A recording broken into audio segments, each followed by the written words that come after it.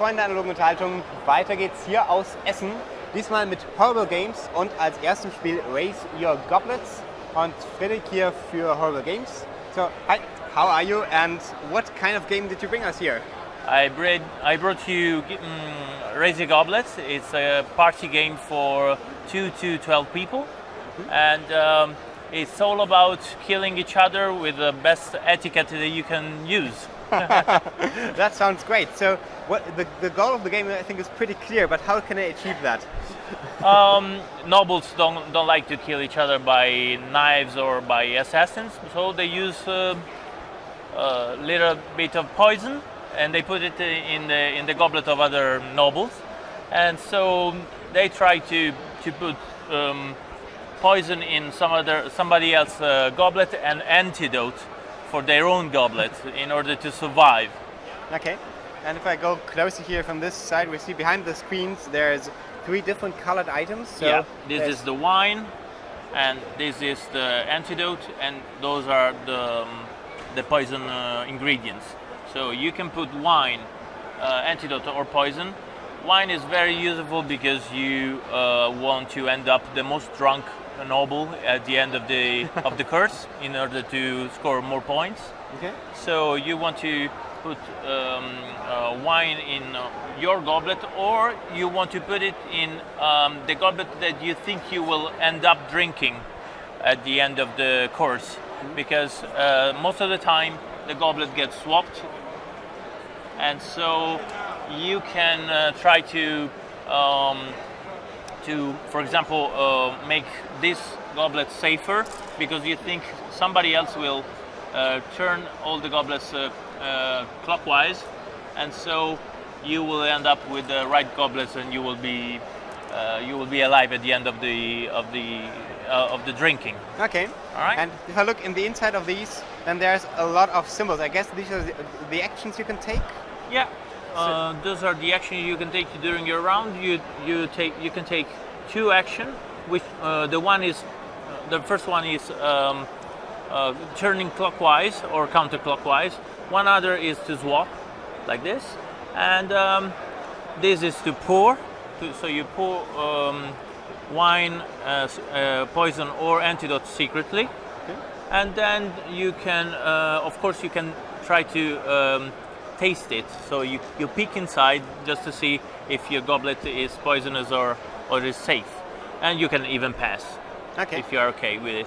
So if I peek inside this, then I see, oh, it's only wine. But I guess if there's more in there, like we have already some of those. Yeah, sure. Then it's not always easy to see if it's really poison. You have to let it breathe. So you can go like this and try to sneak what's inside of it. So there's obviously bonus points for being especially theatralic on this and being able to really play the role. Yeah, of course, it's bonus fun points.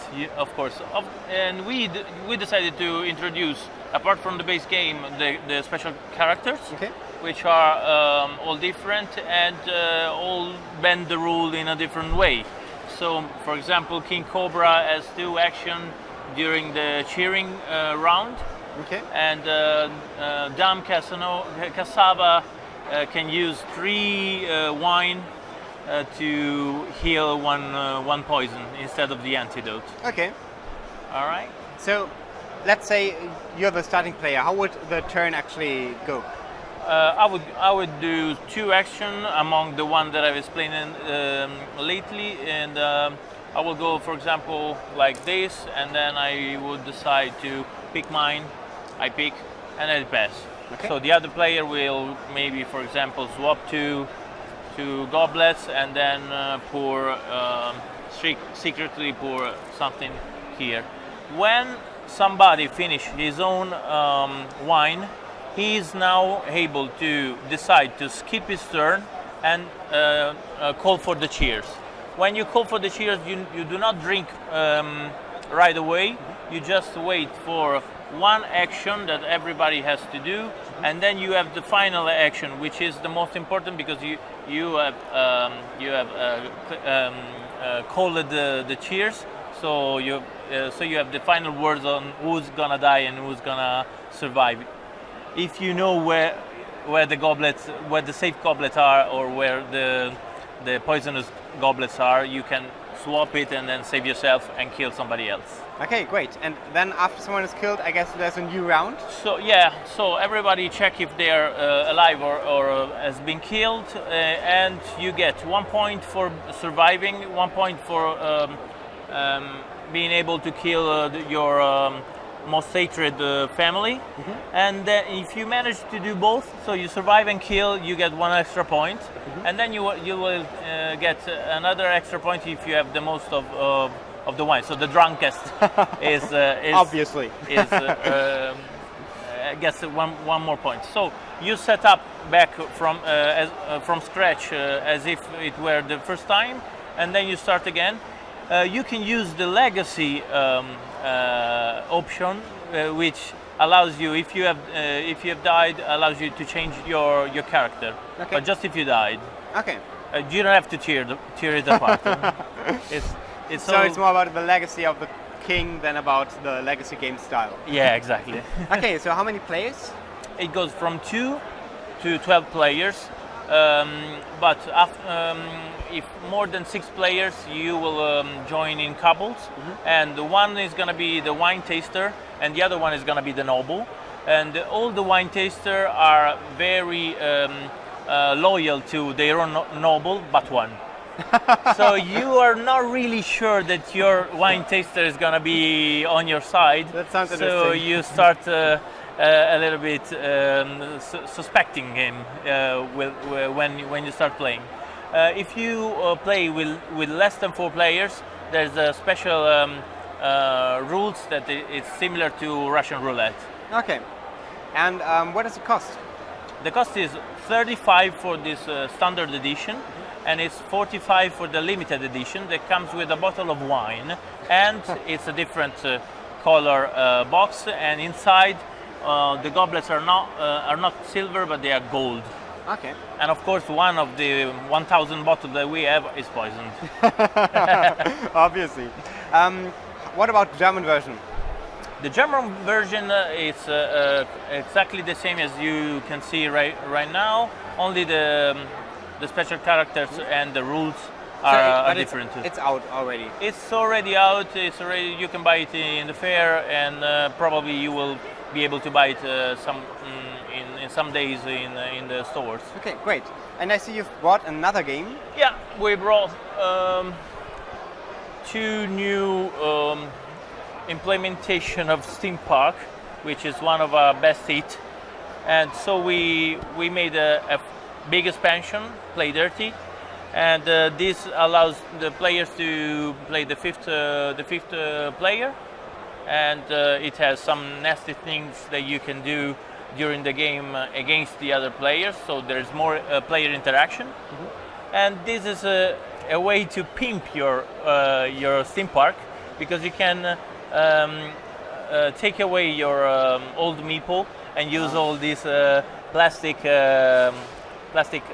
robots. Let me show it to you. Let's have a close-up of these. Yeah, there you go. Those plastic robots are inside, and they completely they're exchangeable with the meeples. Apart from this, this is special. Those are special, and so you can use a little bit of a variant to play your normal Steam Park, and all these robot meeple are compatible with the Play Dirty expansion. Okay, great. How much are the expansions? This is 15, and this is 30.